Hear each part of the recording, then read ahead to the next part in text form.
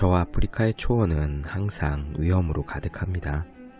몇 달 동안 비 한 방울 오지 않는 건기가 목숨을 위협하고 주위에는 항상 굶주린 사자들이 어슬렁거립니다. 자칫 몇 초만 감시를 소홀히 해도 치타가 시속 100km의 속력으로 달려오며 악어가 있는 물가에서 살금살금 목을 죽여야 됩니다.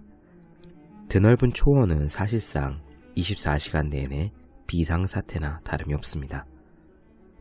그런데 그 위험한 곳에서 왜 얼룩말은 위궤양에 걸리지 않을까요?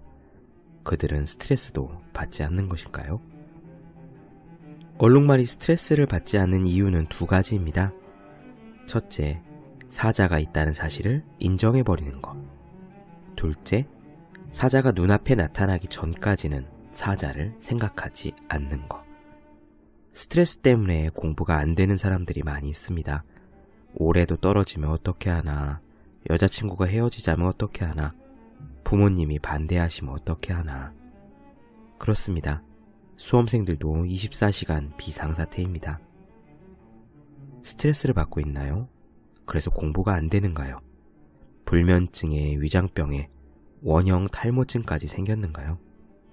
여러분이 만약 그렇다면은 저 아프리카의 얼룩말을 떠올리시기 바랍니다. 사자가 들이닥치기 전까지는 묵묵히 풀을 뜯고 있는 줄무늬 선명한 얼룩말 말입니다. 얼룩말은 이렇게 우리를 보며 히히힝 웃습니다. 사자가 보이기 전에는 사자 걱정을 하지 말라.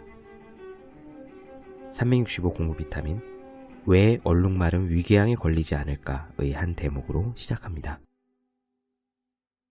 네, 안녕하세요. 본격 공부자극 팟캐스트 서울대는 어떻게 공부하는가 한재우입니다. 첫사랑이 기억에 오래 남는 이유는 이루어지지 않았기 때문이다. 오늘 팟캐스트 방송 제목을 보시고 만약 오늘도 달달한 에피소드, 사랑에 대한 이야기를 기대하고 들어오셨다면요, 죄송하다는 말씀을 미리 먼저 드리고 시작하겠습니다. 오늘 이야기는 사랑에 대한 이야기가 아니에요. 방송 제목은 한번 그렇게 지어봤습니다. 왜 그러면 첫사랑 이야기를 곧이어 꺼냈는지 한번 시작해볼까요?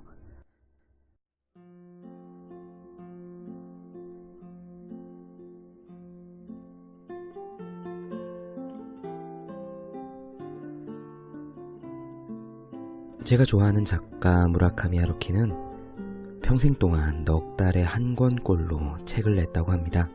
일본의 어느 문학평론가가 썼다니까. 우리나라에는 그 책들이 다 번역되지 않았을지라도 일본에서는 아마 그랬나 보죠. 인터넷에서 무라카미 하루키 연보 이런 식으로 치면은요, 이제 일본어로 된 책들이 쭉 뜨는데 아직 번역 안 된 책들도 좀 있나 봐요. 아무튼 우리나라에 번역된 하루키 책은 다 해서 한 100권 정도 될까요?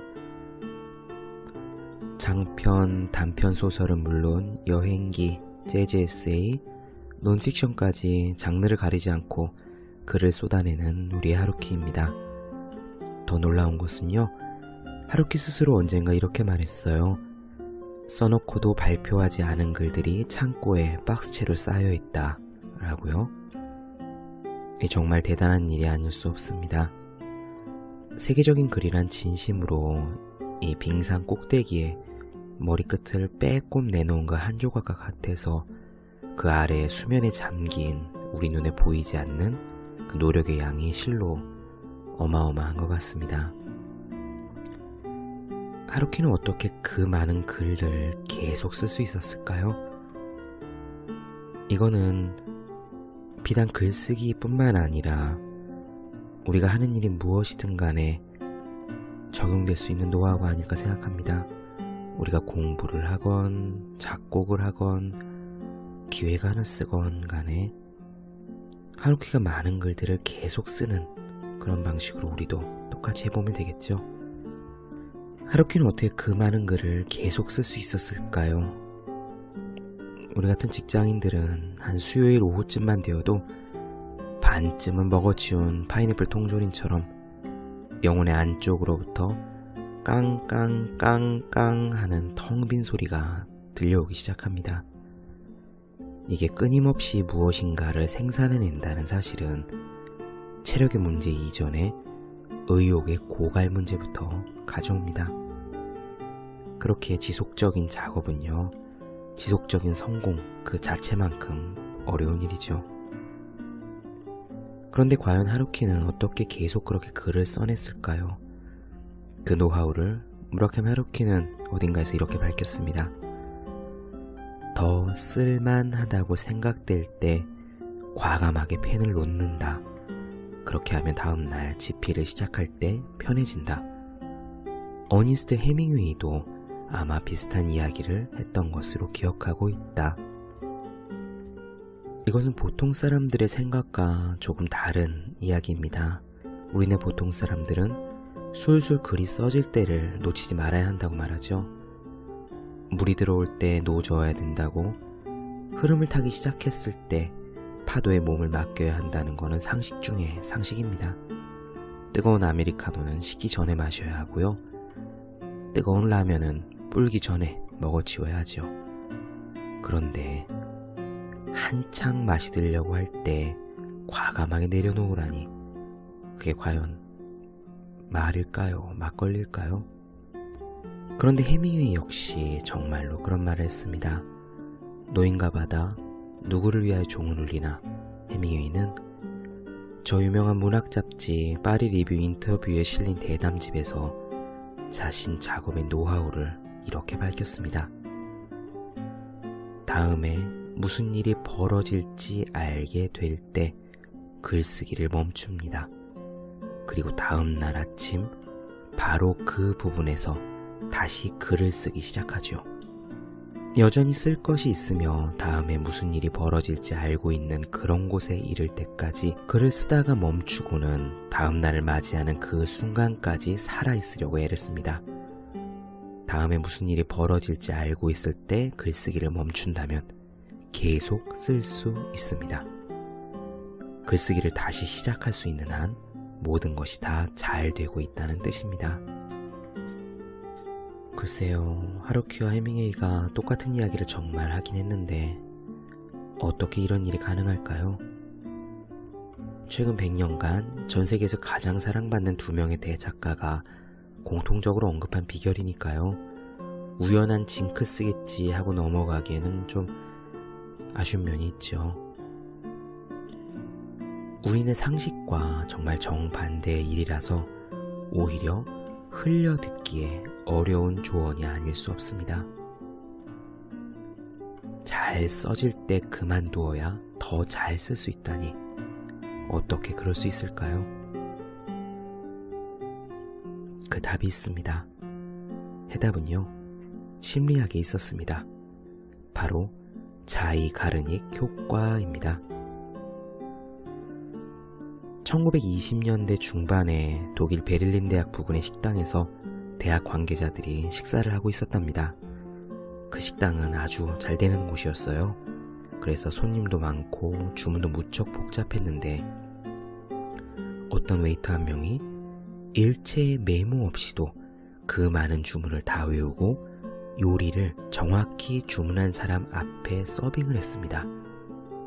손님들은 웨이터의 뛰어난 기억력에 감탄했고 즐겁게 식사를 마쳤으며 일부 팁을 주는 사람도 있었겠죠. 그냥 다들 일을 무척 잘하는 웨이터다 이 정도로 생각했겠죠.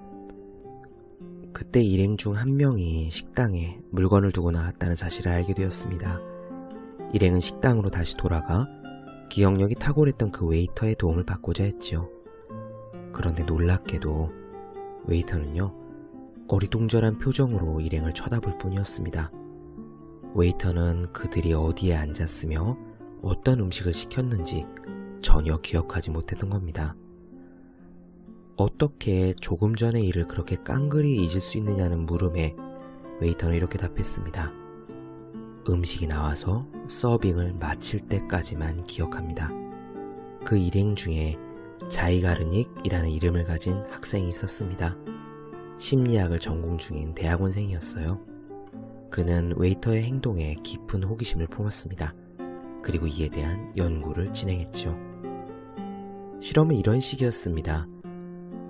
그룹을 둘로 나누어서 한 그룹은 과제를 마치도록 했고요. 다른 그룹은 마치지 못하도록 방해를 했습니다. 그리고 나중에 두 그룹 중에서 어느 쪽이 수행했던 과제에 대해 더 잘 기억하는지를 조사했습니다. 그 결과 방해를 받아 과제를 마치지 못한 그룹의 기억력이 더 높다는 사실이 발견되었어요. 과제를 끝마친 그룹에 비해서 무려 1.9배 정도, 그러니까 2배 가까이 기억하는 양이 많았다고 합니다. 비슷한 시험을 여러 차례 거듭했지만 결과는 똑같았습니다. 중단된 과제, 끝마치지 못한 업무, 중간에 방해를 받으며 진행했던 일에 대해 사람은 더 잘 기억했습니다. 그래서 자이가르닉은 기억력의 차이가 나는 이유에 대해 이런 결론을 내렸어요. 사람은 시작한 일을 마무리 짓고자 하는 본능이 있다. 우리의 마음은 하다가 만 일을 불편하게 여긴다. 따라서 과제를 끝마치지 못한 경우 뇌에서는 심리적인 긴장이 계속되고 무의식 중에 문제의 해결을 위한 대뇌피질의 시냅스가 활성화된 상태를 유지한다. 기억력에 유의미한 차이가 나타나는 것은 바로 이 부분이다. 요컨대 이런 얘기입니다. 하다가 만 일은요, 머릿속에 종료하지 않은 컴퓨터 프로그램처럼 계속 남아있다는 거예요. 그래서 그 남아있는 프로그램 때문에 기억에 남아있는 정보의 양이 많다는 거죠. 중단된 일이 더 잘 기억에 남는 이런 현상에 대해 연구자의 이름을 따서 자이가르닉 효과라는 이름이 붙었습니다. 완성되지 않은 일일수록 기억에 남고 갖지 못한 것일수록 기억에 남으며 이루지 못한 목표는 잊을 수 없다는 자이가르닉 현상. 우리식의 익숙한 표현으로 하면은 단 한마디 미련이 되겠습니다. 그런데 여기에서 정말로 중요한 것은 시냅스가 활성화된 상태를 유지한다는 점입니다. 기억력의 향상은요, 힌트의 일부분에 불과합니다. 손님이 주문한 메뉴를 실수 없이 잘 서빙할 수 있는 노하우 정도로 자이가르닉 효과를 활용하는 데서 그친다면은 이건 마치 소 잡는 칼을 갖다가 고작 마늘 까는 일에 쓰는 격입니다. 우리는 그 칼을 관우의 청룡 언월도처럼 휘두를 수도 있고 노인과 바다를 쓸 수도 있습니다. 하루키와 해밍웨이는 심리학의 힘을 빌리지 않고도 경험에 의해서 이런 사실을 체득하고 있었습니다.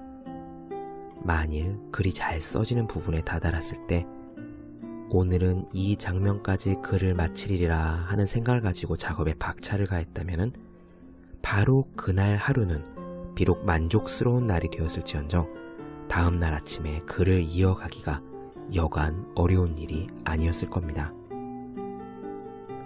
우리 뇌는요, 깔끔하게 완성 지은 일, 마감 지은 일에 대해서는 고민하지 않습니다. 그러므로 다시 이야기를 전개할 마음의 동력이 사라져버리는 겁니다.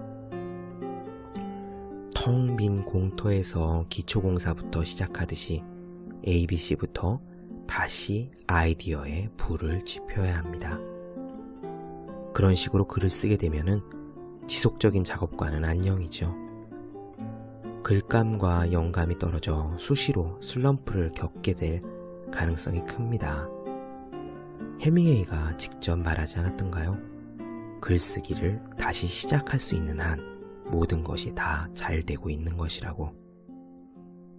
자이가르닉 효과에 대해 우리가 기립박수를 보내는 이유는 그것이 우리 뇌의 스위치를 계속 켜놓은 상태로 만들어서 우리의 잠재력을 최대화할 수 있는 힌트를 알려준 것이기 때문입니다.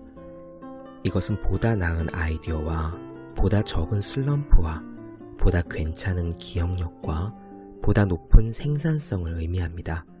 그리고 이들 모두는 탁월성으로 향하는 이정표이죠. 제가 이 자이가르닉 효과를 공부하는데 그리고 일하는데 활용해 보시라고 추천해 드릴 수 있는 방법은 3가지가 있습니다.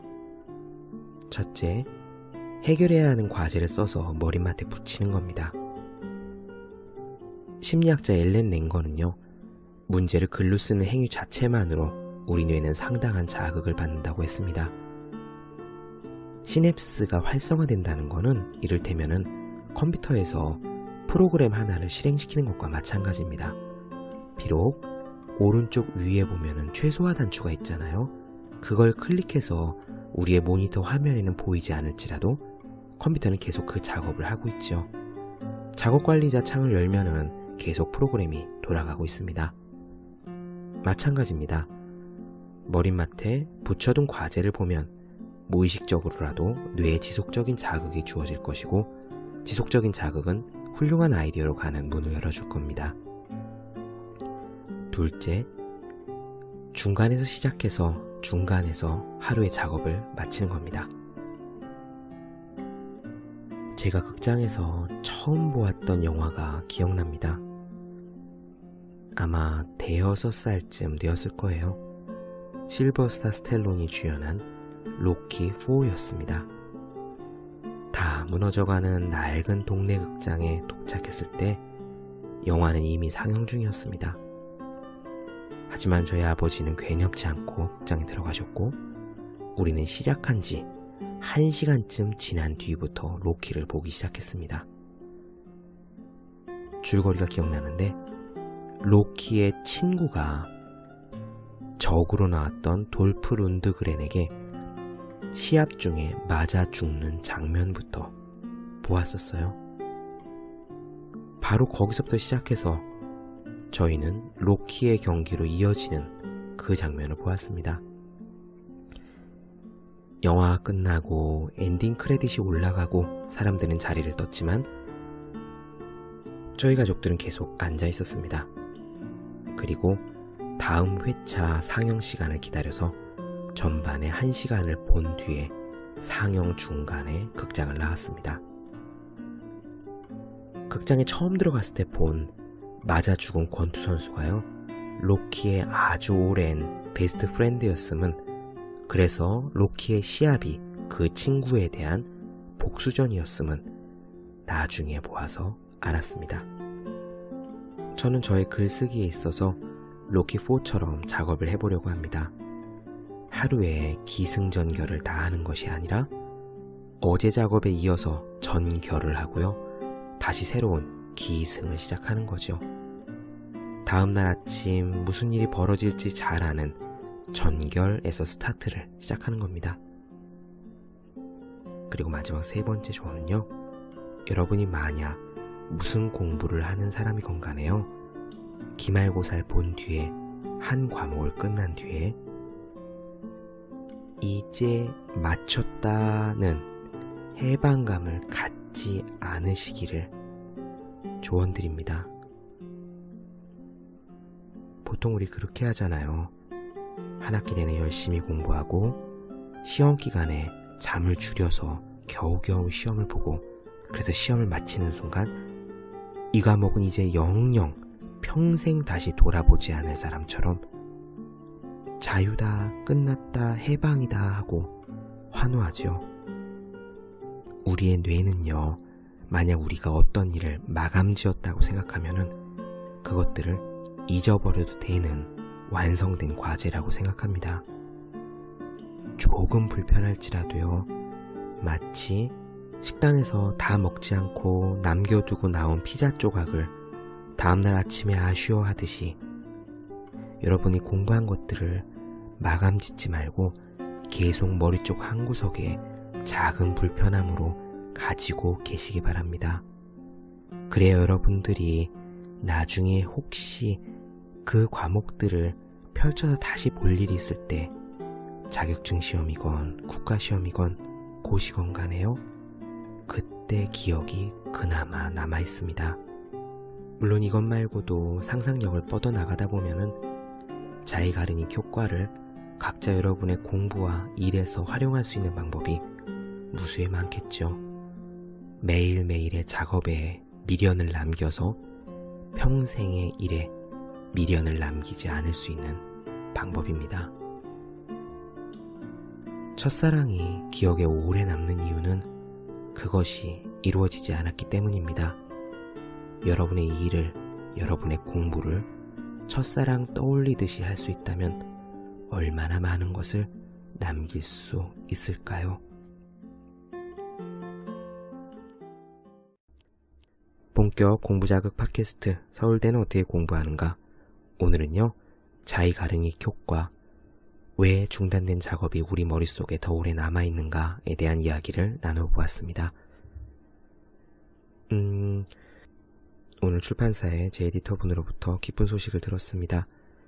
365 공부 비타민이 6수회를 찍었다는 그런 연락이었어요.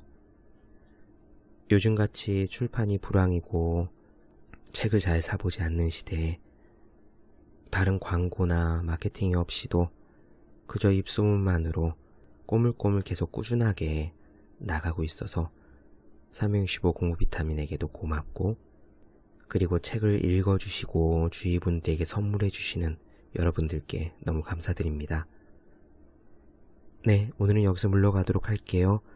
더 많은 이야기가 궁금하신 분들, 질문사항이 있으신 분들은 네이버 블로그 허생의 즐거운 편지를 찾아주시면 되겠습니다. 저는 다음 시간에 뵙겠습니다. 여러분 모두 열심히 공부하세요. 저도 열심히 하겠습니다.